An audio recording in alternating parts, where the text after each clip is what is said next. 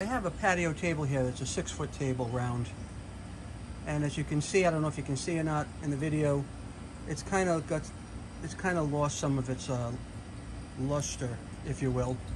So I'm going to try this product I got on Amazon called Rejuvenate.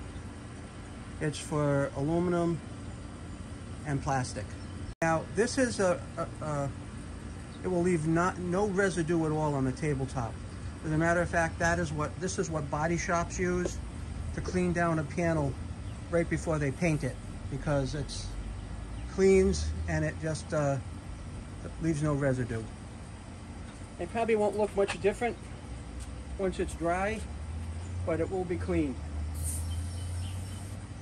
for sure.